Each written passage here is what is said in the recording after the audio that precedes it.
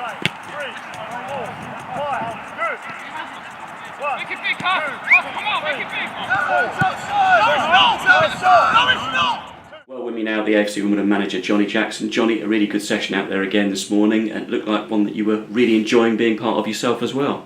Yeah, dusted the boots off, got involved a little bit this morning, which is always fun. Obviously, the key element is the content of the session and what we're getting out of it. And the boys were really good this morning. The group that was out there training, obviously a bit of a mixed group with some lads having played 90 minutes on Tuesday night.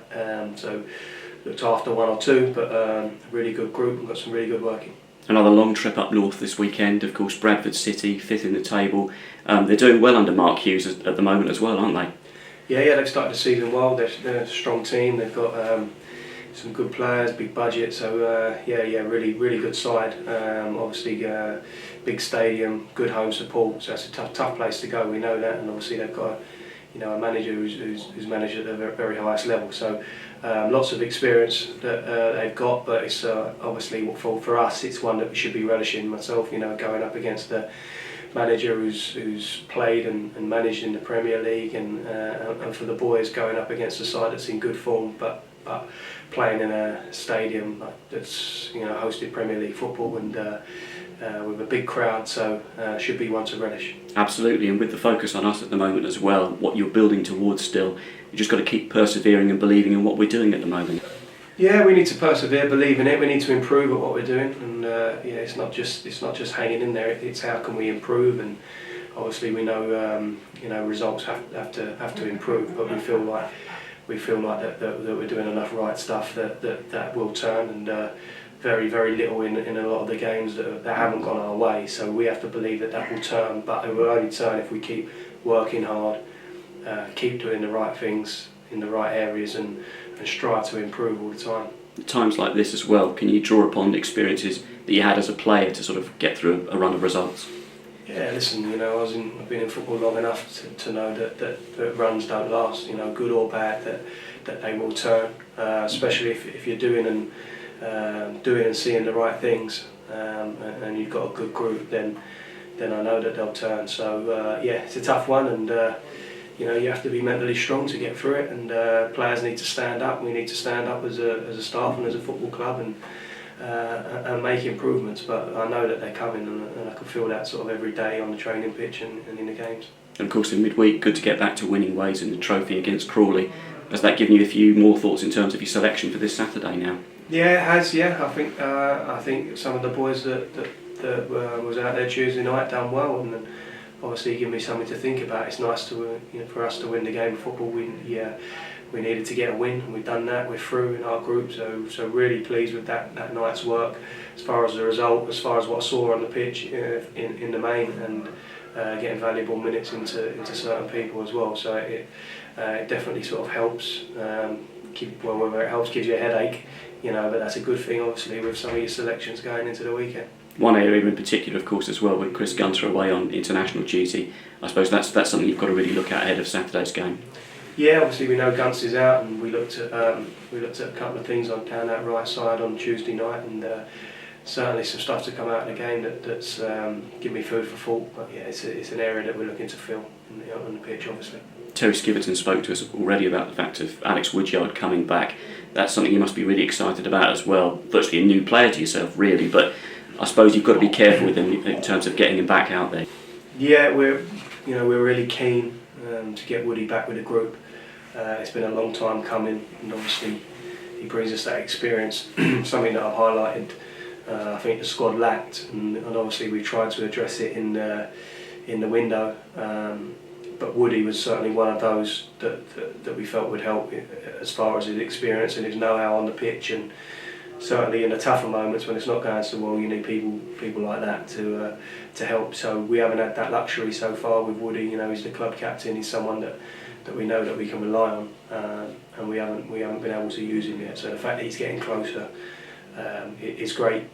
Like you say, we can't just throw him in after having been out so long. It's important that we manage his return to training, his return to action, but at the same time, we need him back as quick as possible. Yeah, he's working with Chris McConnell at the moment, but I suppose then you've got to work on his match sharpness, haven't you? Yeah, he's working with Chris this week, probably a little bit of next week, but we'll look to integrate him into some of the sort of football sessions, because I don't think you can replicate that, in single sessions with a fitness coach. I think you need to be involved in the sessions to really find your legs back and to have those football specific movements that you need to be able to.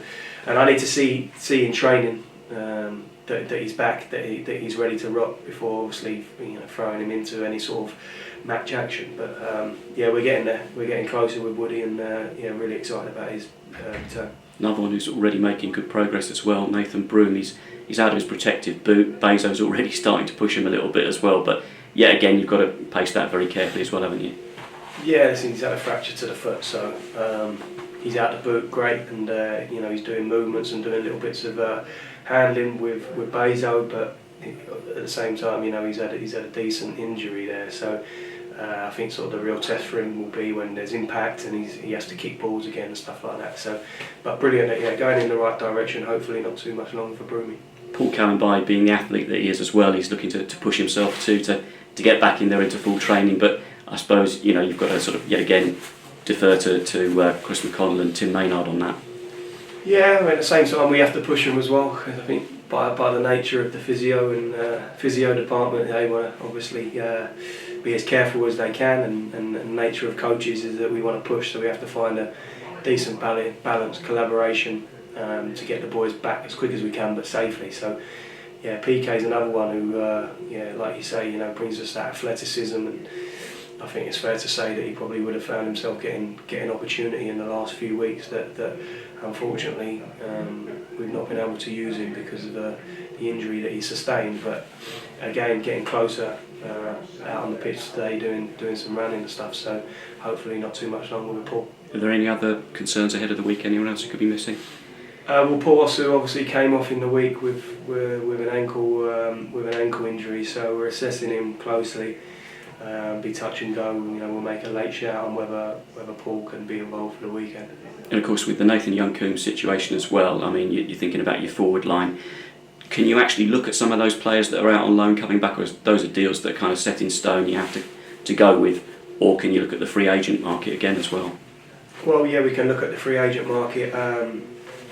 It just depends on the structure of the loan. So some of the lads can be recalled, some of them there's no recall until January. It just depends on the level that they've got on loan to and the structure of the deal. So yeah, obviously Coombesy being out is a blow to us, but obviously Kyle and Q got some good minutes in.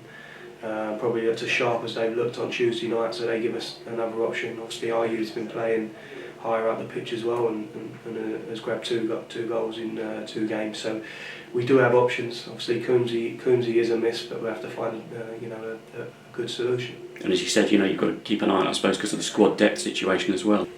Yeah, absolutely. Yeah, obviously we've not got a huge squad, and if we do get injuries, it does leave us a little light in certain areas. With the likes of Coombesy out, PK out, Woody out. If PO doesn't make it, then it's a big dent in the squad and the depth. But obviously, it's an opportunity for other people to step up and take it. And back where we started, it's a great game to go into and to try and put a marker down to get in the team, stay in the team, or and obviously for us to try and put an end to this tricky run we've been on. Absolutely, Johnny. Best of luck this weekend. Thanks.